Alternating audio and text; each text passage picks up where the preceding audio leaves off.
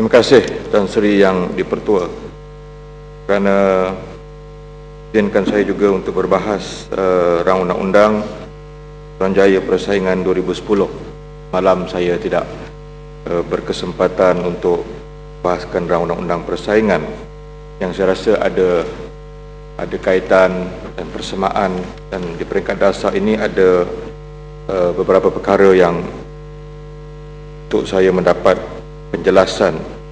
Dan sebagaimana rakan-rakan yang berbahas, satu aspek daripada peranan dua rang undang-undang ini yang semalam diberitahu adalah, dan Menteri sendiri menjawab semalam bahawa GLC juga tidak terlepas daripada sama ada pelaksanaan ataupun perkara yang berkaitan dengan kedua-dua, khususnya rang undang-undang persaingan semalam. Dan di sini saya ingin mendapat sedikit penjelasan. Salah satu GLC yang penting dalam negara ini, yang besar sumbangannya kepada negara adalah Petronas dan sebagaimana MAS. Dan MAS malam disebut oleh rakan-rakan saya bahawa kita melihat daripada aspek yang lebih besar, dan saya rasa satu jangka masa yang begitu panjang dan selesa telah diberikan kepada MAS untuk dia membangun, menunjukkan wibawanya. Tapi malangnya dekat-dekat terakhir ini kita melihat MAS masih tidak lagi mampu untuk menjadi sebuah syarikat GLC yang berjaya dalam erti kata yang sebenarnya. Dan namun begitu, saya melihat kalau saya apa yang kita bahaskan semalam, Tan Sri Bertua melihat daripada aspek-aspek yang positif daripada persaingan ini adalah bila wujudnya Air-Asia, maka kita melihat mau tidak mahu MAS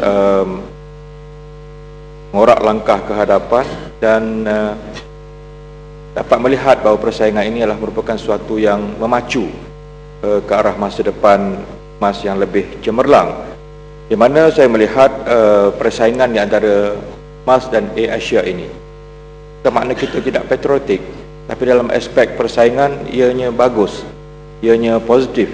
Dan kalau Air-Asia boleh bermula daripada kosong dan hari ini boleh menempa nama, jadi kita melihat MAS harus keluar daripada kepompong lama dan menganjak kepada suatu paradigma yang lebih baik. Walaupun dulu kita memiliki seorang CEO yang dikatakan amat cemerlang dalam syarikat yang lain, tetapi saya sendiri melihat secara objektif tidak banyak yang mampu beliau buat bila beliau menerajui MAS. Dan saya boleh memberikan penghargaan kepada MAS bila menubuhkan anak syarikat yang baru, iaitu Firefly. Dan Firefly saya rasa boleh pada masa akan datang untuk lebih maju ke hadapan akibat daripada persaingan ini. Dan saya harap Firefly akan meningkatkan mutu perkhidmatannya dan memberikan keselesaan kepada pengguna-pengguna dalam tanah air kita. Itu saya lihat dari segi persaingan yang positif di antara MAS dan Air-Asia. Biar mereka bersaing, itu tidak ada masalah, dan janganlah pula ditimbulkan isu tidak patriotik, isu perkauman dan seumpamanya. Apa yang sekarang MAS bagi saya telah diberikan satu masa yang cukup untuk dia bersaing, untuk dia maju ke hadapan. Tapi dengan isu bailout dan seumpamanya ini amat menghampakan kita. Dan salah satu GLC yang penting juga yang saya betul adalah Petronas, di mana saya ingin mencadangkan dalam perbahasan di peringkat dasar ini, dan ingin bertanya secara jelas dengan Yang Berhormat Menteri, dan Yang Berhormat Menteri sendiri yang akan menjawab rang undang-undang ini. Adakah kerajaan ataupun dengan penggubalan rang undang-undang, kedua rang undang-undang ini memungkinkan Kementerian Yang Berhormat memberikan cadangan kepada kerajaan dan secara langsung pada Petronas supaya Akta 144 itu dipinda? Kenapa perlu dipinda? Kerana kita merasakan sejak wujudnya Petronas sampai ke hari ini, dengan kita tidak menafikan sedikit pun tentang kepentingannya, kejayaannya, melahirkan jurutera petroleum negara yang mampu mencipta nama, bukan sekadar di persada tanah air, sekarang di persada antarabangsa. Maknanya Petronas telah mampu untuk berdiri sendiri dan hari ini meneroka nama dan mendapat dalam explorationnya ke seluruh dunia, mendapat nama dan membuktikan bahawa kita memiliki kepakaran-kepakaran. Bagi saya, Tuan Sri Bertua, demi masa depan Petronas, saya ingin mencadangkan supaya dipinda Akta 144 itu, supaya berlaku persaingan dalam industri petroleum dalam negara kita, dan juga untuk persaingan yang lebih baik Petronas di peringkat antarabangsa yang sekarang ini Petronas sebagai Kasdien National Wealth ini dapat lebih dinamik peranannya, yang sekarang ini menjadi administrator. Sekarang dia menjadi peranan sebagai administrator kepada operator. Mungkin di kalangan kita bertanya, saya tidak patriotik begitu karena kita membuka persaingan ini, maknanya masa depan Petronas akan gelap, ataupun kita membuka suatu ruang untuk orang lain mengambil alih peranan yang penting ini. Sebenarnya kalau kita melihat, Tuan Yang Bertua, apa yang berlaku kepada Telekom. Satu waktu dulu Telekom memonopoli syarikat apa yang dimaksudkan adalah Telekom sahaja yang ada dalam negara kita. Tapi bila Akta Telekom itu dipinda dan Akta Komunikasi dan Multimedia itu dipinda, kita melihat mengizinkan syarikat-syarikat seperti Maxis, Digi untuk bersaing dalam negara kita, dan tidak timbul masalah Telekom akan rugi, kerana apa yang penting ditubuhkan satu Suruhanjaya Komunikasi dan Multimedia Malaysia.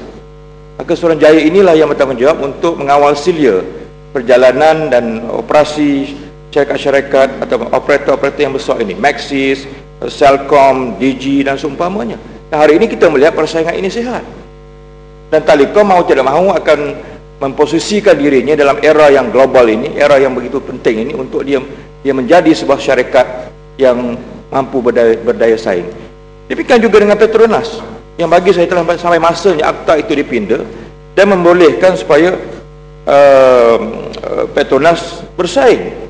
Dan apa yang penting, kalau kita takut ianya dimonopoli oleh syarikat lain ataupun tewas pada syarikat-syarikat gegasi yang lain, kita boleh meminda dan menubuhkan satu Suruhanjaya yang namakan Suruhanjaya Petroleum dan Mineral Negara, yang operasinya sama juga tadi dengan Suruhanjaya Multimedia Negara yang mengawal silia operasi syarikat-syarikat besar ini.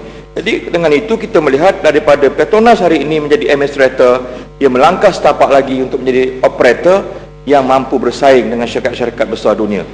Jadi saya melihat dengan isu persaingan yang ada pada hari ini, yang mau tidak mau dengan AFTA yang akan dilaksanakan dengan WTO, saya rasa sampai masanya untuk kita melihat syarikat GLC yang penting ini, Petronas ini, supaya dia akan lebih maju ke hadapan. Dan bila datangnya syarikat-syarikat Exxon yang gergasi dunia ini, saya rasa kita boleh pergi kepada yang dengan izin creating Malaysia as a petrol hub di rantau ini. Saya rasa satu perkara yang boleh kita laksanakan dalam negara kita. Kita boleh menjadikan rantau ataupun negara kita ini, ataupun ambil saja mungkin negeri Sabah atau Sarawak sebagai hub ini, kerana rantau kita aman.